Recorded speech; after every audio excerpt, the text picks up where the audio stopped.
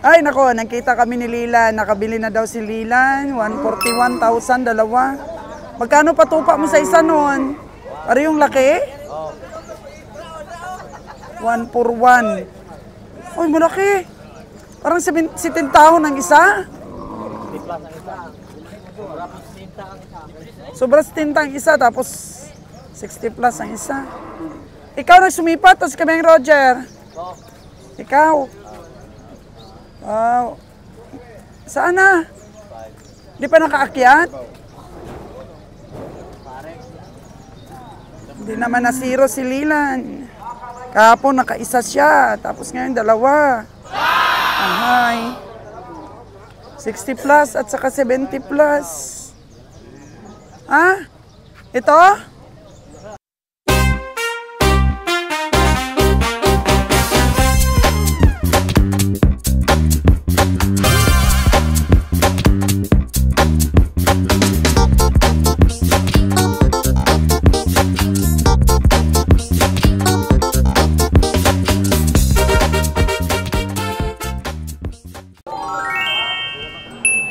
Ka-cute ng mga anak.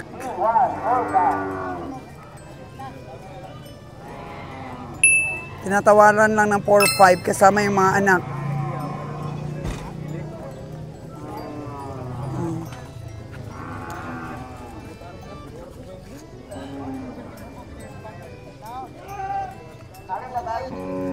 Gwapo ang mga anak, no? Ano man mga anak dong? Laki? Babae. Babae at lalaki? Babae at lalaki.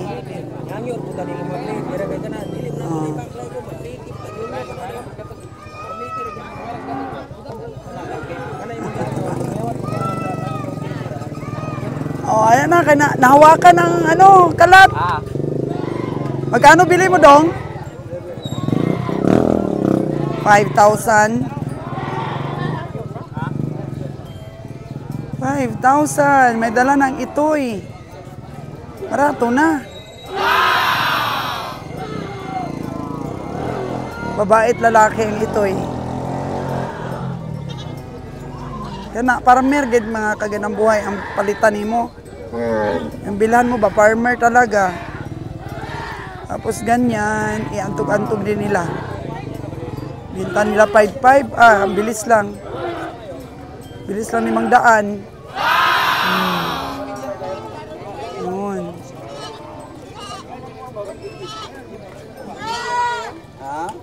Ganda ng mga anak. Tapos bata pa yung nanay.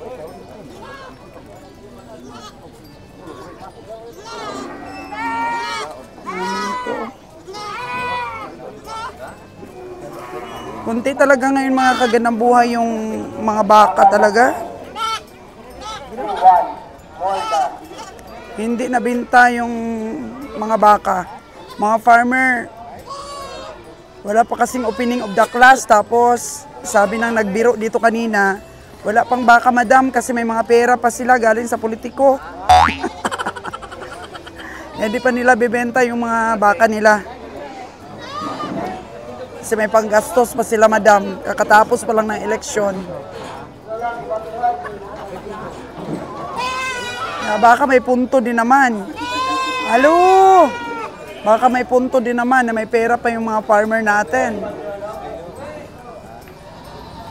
Di pa sila nagpaparada ng mga alaga nila. Nire-reserve nila para sa bukas klase. Ano na naman yan? Ambing na naman to, ma'am. Ambing na naman? Trabaho natin. Oo. Ang galing mo talagang magpataba ng kambing, no? Taba talaga kasi. Anglo yan. Ano ito, ma'am? Buang.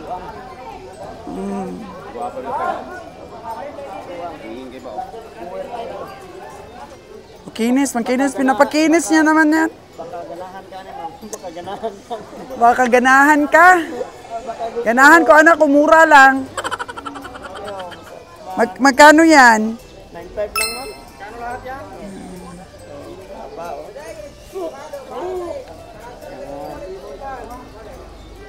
Taba nga mataba din ang presyo. Namatay yung nabili ko sa yung isa na yun, di ba? 3 yun. Matay yung isa. Pero nanganak na rin yung isa. Yes, ano na yun? Tapos yung anak pa niya, isa lang. Isa lang ba? Oo. Ganda. Maganda, pero isa dapat dalawa para hindi lugi. Bakit namatay isa? Nablot siguro. Dito pa lang sa Negros, namatay na eh. Ano, nagburot yan siya? Nagblot, siguro bloated. Di pa kami marunong dati mag-alaga eh. Pero ngayon, marunong na. Oh, medyo marunong-runong na. Kasi parang ano ba, yung parang nasubrahan sa kain siguro sa feeds. Ano, Ayun, nanon. nagbutok. Parang nabagtukan. Oo. Oo. Di rin pala maganda pag marami kang binibigay na feeds. Ano, tubig lang. Tubig. Oo. Ano lang ba, nang Medyo lasaw. lasaw ba, sagol lang sa tubig. Okay, katong mga bata karabaw nga bago lang nabot. O, pag-ibig ka gawin ito kilohan po sa'yo kay open na ito kilohan. Hawan ito kilohan. Ayun pala siya, yung naka bluish t-shirt. Baka laki. Sige lang dong. Kay wala pa akong ano ngayon magdagdag. May nagbinta kasi sa akin mga ganito 6K. 6,000 lang, ikaw mahal ka magbinta. Nga, taba din ang presyo. Si Atong to, Albert talaga. Ha? Hindi naman yan pang katay ang ano mo eh. Miski, ma'am, mataba yan eh. O, timbang ni siya, butang na to, mga 35. Butang na nato, 33 kilos. Yan? Oy. Ang tanggalin mo yung ano niya, yung tae. At saka yung, wala may panit-panit sa Manila. Wala may panit-panit. Dalaman, karga, sa panit man. 33 kilos, times mo 400. Silabutan mo. Dapat mga 6 Sa pa. lalatog, 30. Dapat mga, yung benta mo sa akin 9.5, sobra ng taas, grabe. Parang may lahi na yung kambing mo. Dapat yan size 6,000. Yung karne lang.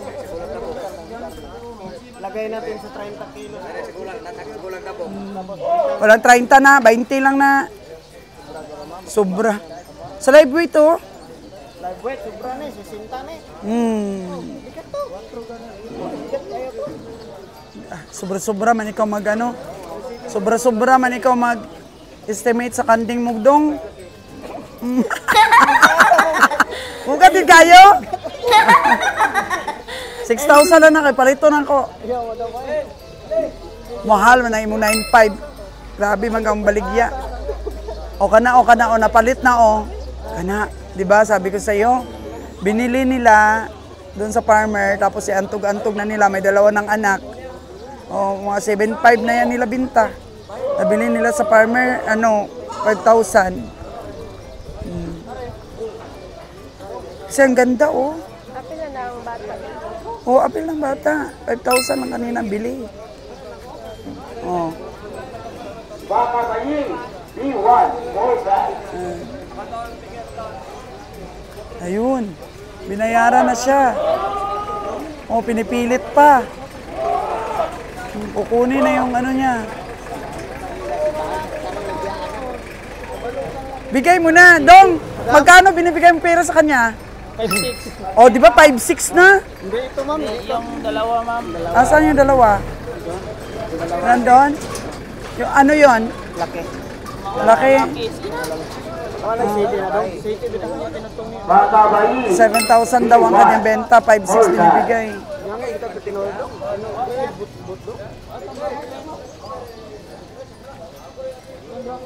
Si Dudong, grabe, gid mamaligya. Dililing pero ko ito rin hatag sa magdang. Mahal na kayo ito.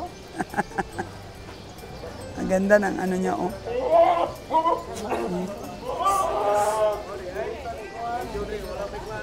Ganda yung numalaga niya, pero may halaga lang talaga. Kwarta na, Dong. Mahayag ng kwarta, Dong. Mahayag na. Pira na to ma'am. Maliwanag na. Para sa dalawa? O, magkano? 6? 5'7"? Dinagdagan lang ng 100. O, sa akin, 6,000 na lang to. Saan? Ito. Sa talo talaga. Man, tinawaran talaga to ng 8K. Ha? Yan na nagtawag ng 8K.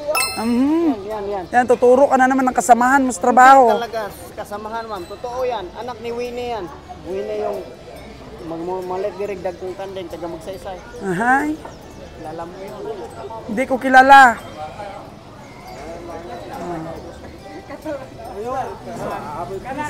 Nawira na po ng piso, nawira.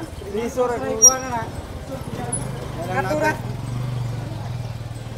Kapag ka farmer talaga yung natawaran mo mga kaginaboy, makamura ka talaga.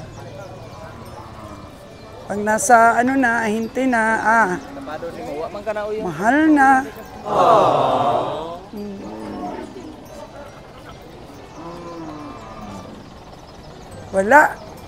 Wala talaga mga kaganang buhay. Mahina talaga ang hayop. Good morning. Parang totoo nga ang sabi nila. Ang mga farmers, marami pang pera ngayon. Pinapalaki-laki pa nila yung ano. Bossing, sabi nila, may pera pa daw mga farmers ngayon, kaya hindi nila binibenta yung mga hayop nila. Katatapos lang daw kasi ng eleksyon.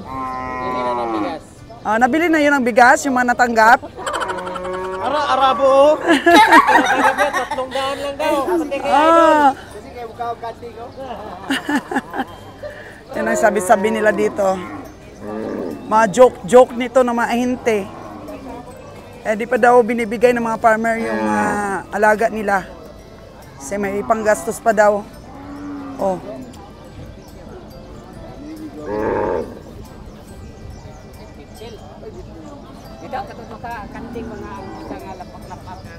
Wala talaga. Walang masipat ang ating mga kabiyahe. Ang aga-aga pa naman natin na pumunta dito sa livestock auction.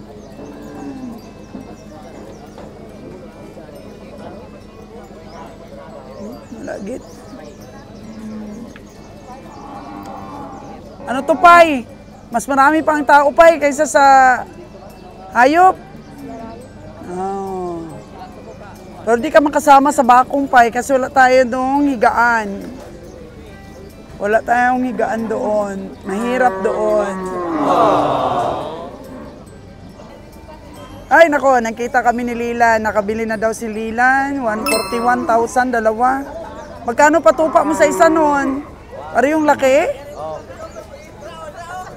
141. Uy, malaki. Parang 17 taon ang isa.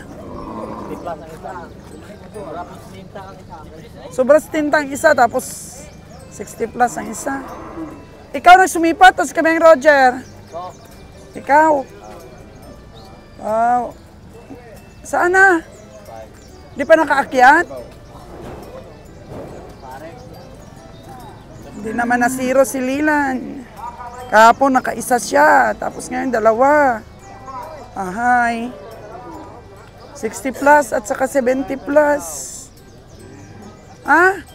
Ito? Ay, ang itim, magkano patupa mo? 65 ito. Tapos yung isa, yung doon. Yun, magkano? 76.5 tsaka 65. 65 ito. Farmer, ba binilan mo nito? Ahinte? Hindi na. Ahinte daw. Okay naman, medyo masigla naman ang baka. Hindi na pa inom? Hindi. Yun, sa mga ahinte natin, wag niyong painumin yung inyong mga baka kasi nabibili naman. Wag niyong painumin ng hose ang gamit. Kawawa kami. O tama? 65 tapos 76.5. May second emotion ka kay Kabeng Roger o decision mo lang? Ikaw lang? May tingin naman yan si Lilan. 65,000 ni Lilan. Tingnan ko nga yung 75.5 mo. 75.5 daw yung isa. Dalawahan kasi ito mga kagandang buhay. Ito po yung 75.5. Sulit ang katawan, hindi masyadong malaki. Matandang baka. Matanda. Malaki rin. Pero hindi na painom. So, safe tayo pag ganito. Dahil kakain talaga at iinom ng tubig na may feeds. Pagka hindi ba nasaksakan ng hose ang bunganga para lumaki ang tiyan. Ito ang baka. Walang tiyan. Yung iba kasi parang puputok na yung tiyan eh. Oh, no! Mostly sa bako ko nakikita. Ganon, pinapaputok nila yung tiyan. Tawag ganun po mga kaganabuhay, natatalo po kami. Imbes na lumaki ang baka, malaki sa tingnan nung binenta nyo. Pagdating sa amin, ayaw na kumain, ayaw nang uminom. Natamaan ang baka. Pagdating sa biyahe, may posibilidad pang mamatayan kami. Kaya consideration lang po sa amin ng mga biyahero. Please. Dapat natural lang na inom. Kung magsubok kayo ng tubig, yung lang, tabo lang. Wag yung hose talaga po mga kaganabuhay. Wag naman. Kasi yung isa na baka ni Kabeng Winnie, sobrang taba niya daw, binili sa bundok pa ngayon. Pag kinabukasan po mga kaganabuhay, nako, ang payat pala. Tapos din na kumain, nasamot nagpayat. Pagdating sa katayan, perde. Namasahe lag 4,000. Hindi talaga nakapamasahe. So maganda ganito ba, nakikita mo kaagad yung itsura ng baka. 5:16 in the morning, bukang liwayway. Maluwag talaga po ang stockyard. Atras po ang truck ni Busing Atong. Kambing, ang tirador po ng kambing. Batikang mamimili na po. Tapos yung anak niya, siya po namimili ng mga baka. May sariling lamisa sa Luzon. Kaya mahirap po yan, labanan din sa pamimili. Mga presyuhan nila. Napakataba naman ng dalawang kalabaw na to. Dati, di mahulugang karayom ang dami ng mga parada. Pero ngayon, malayang atras-atras yung malaking truck. Wala eh. So at least, kahit pakunti-kunti mga kagandang buhay, kaipon-ipon tayo. Meron pa tayong ilang days. Baka maganda din ang pamimili natin doon sa Bakong.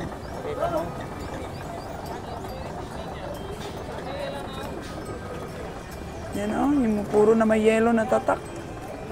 Kay Junjun Parar. Arriba pa rin si Junjun Parar sa pamimili. Ganda nang nabili ni Lila na yun.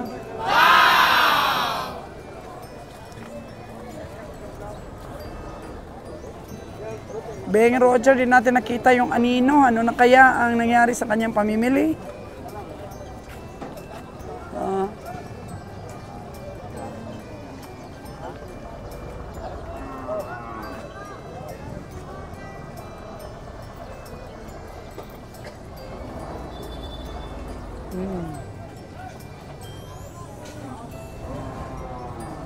Si Kabeng Roger. May mga dumadating kasi na baka dito banda. Pag nabantayan mo lang, huwag mo nang hiwalayan, lalo na kung farmer. Yung iba nga, inawakan na kagad ng lubid. Alagain section po ito eh. Alagain section. Maluwag rin.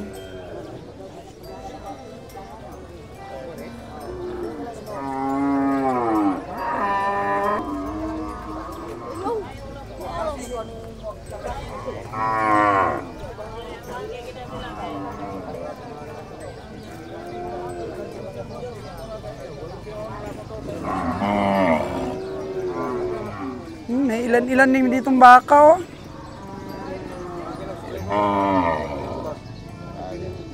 Kamay mo ko dong.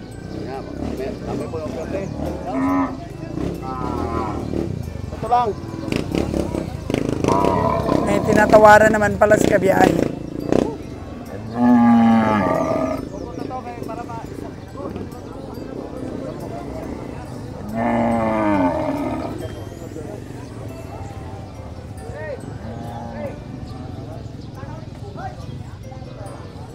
Ngumingiti na naman ang bulkan sa atin. Malamig talaga dito sa Canlaon.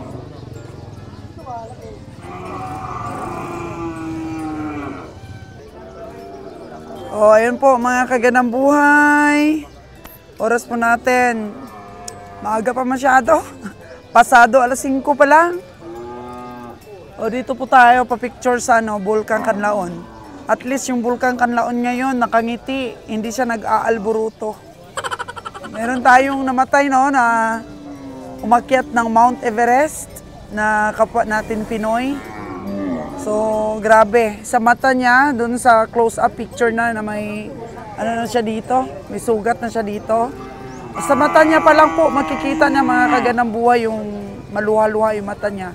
Kita natin yung hirap niya. Tapos binas po ng ating mga kababayan na ano daw yung kwenta ng pag-akyat sa ganon, sa mga bundok na alam nila na delikado. Hindi nila naintindihan yun na satisfaction yun. Self-satisfaction po kung bakit umaakyat ang mga mountaineers sa bundok. Kasi iba po yung kaligayahan na dulot sa kanila kapag na-achieve po nila yung mga dreams nila. No? Kagaya din sa atin, kahit sa ano pong aspect ng ating mga pangarap, kapag naabot po natin, di mapapantay ang kaligayahan, hindi nabibili ng pera talaga. Yung tinatawag natin na conquer mo lahat yung fear mo, at saka natupad mo yung mga pangarap mo. Kaya condolence mga kaganang buhay sa isang engineer po natin na yun, nasawi sa pag-akyat sa Mount Everest. Kaya connected sa ating volcano, nakangiti siya ngayon, hindi siya nag-alburuto, masaya din po ang ating mga farmer.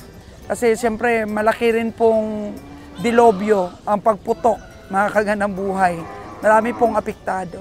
Kaya tuloy-tuloy pa rin po ang ating sipatan dito po sa Canlaon Livestock Auction Market. At meron na tayong dalawa, sakali po na wala na tayong mabili pa, proceed na po tayo maaga pa lang sa Bakong Livestock Auction at magsipag po tayo doon sa pagsipat, mga kaganang buhay, kahit na makabili lang tayo ng konti, madelay man po ang ating biyahe, at least po nagsumikap tayo at hindi lang po basta bili, kailangan bili na may puso para po sa ikapanalo na ating biyahe.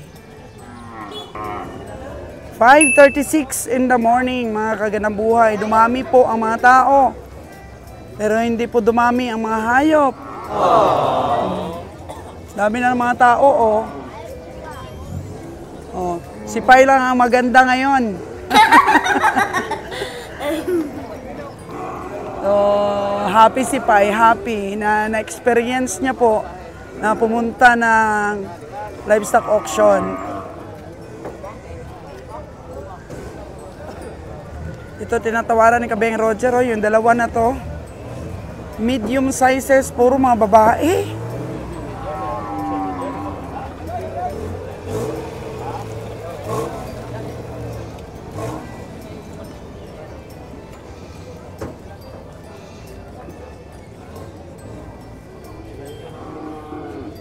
Magkano ang tawad mo kabiyahe?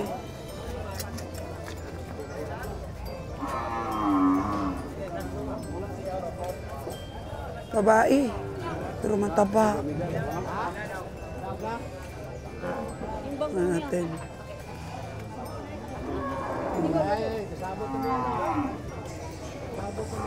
Sana mabili ni Kabeng Roger. Hayaan muna natin sila mag-bargaining of price. Medium sizes na mga babae pero maganda ang panaba.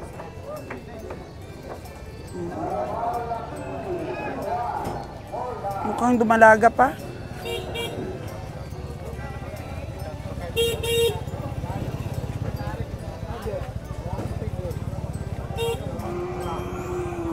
Transaction failed. Hindi pumayag sa tawad ni kabiyahe. Magkano ba kabiyahe yung benta niya? 40 yung isa? 40 yung maliit. Tapos, Yung tulo daw. 38.5 yung tawad ni Kuha kabiyahe. pag sa maganit dyan. Ah, nakuha na? 40. Alam sa Mahal na masyado kung 40. So, 38.5 yung tawad ni kabiyahe. Nakuha ng iba. Kinuha ng iba. Hirap bumili. Kung bumili ka, madali lang. Pero sabi ni Lilan kahapon, mabilis kang makabili pero ang resulta, talo naman. Oh no!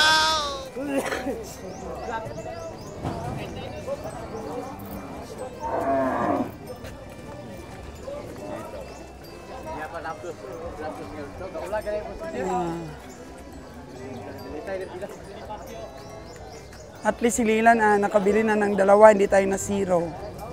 At ganito talaga minsan mga kaganang buhay sa mga stockyard. Minsan marami kang matawaran. Minsan wala ka namang matawaran. Minsan walang hayop. Minsan marami. Minsan maraming komprador. Minsan naman tsamba, walang kalaban sa pamimili.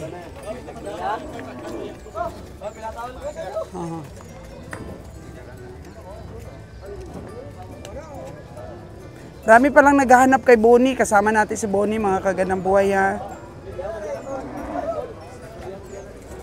Naghihintay lang yan ng ng oras.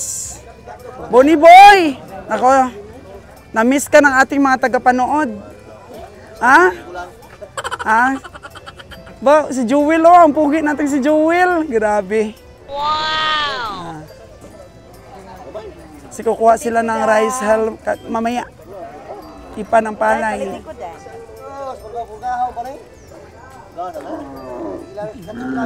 Ito yung tinatawaran mo, Bon? Ha? Hindi pa napurga? 34 daw. Kulang pa man sa purga di Aydong.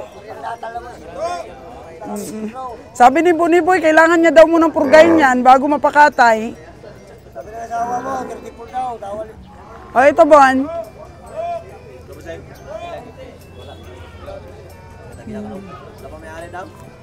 Boss! Saan na yung mga boss mo? Buhay na. Bumalik lang to. Next week, bro. Next week? Oo, babalik siya O, dito. pahinga ng 1 linggo. Oo. Ay, i-deliveran pa to hayop kahapon na abot. Ihawan to pulo kabilog. Kasi nung hayop, may Boss Jimmer? Kay Boss Jimmer, supply dito. Oo. Pero Ay. mabalik to sila dire mga next week, bro. Next week? Kay mingawon ko siya sa mga amigo niya dire. Bitaw? Oo. Tapos dili ma-appeal dire sa atong vlogs. Maganda yung bumalik para dito sa ating vlogs. Bonnie, oh. Balik ra to dire. Wow, ang ganda naman ang kambing ni Mari.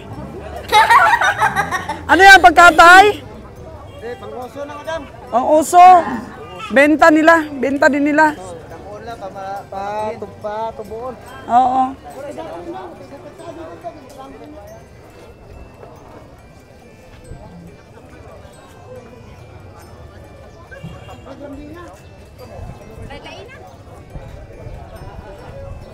And pag may puhunan ka dito sa Negros, maganda talaga mag-antog-antog. Punta ka ng mga stockyard, tapos abangan mo yun kagaya kanina, kambing na, may anak na. Ganun ba? Magaganda mga itsurang kambing, iantog-antog mo.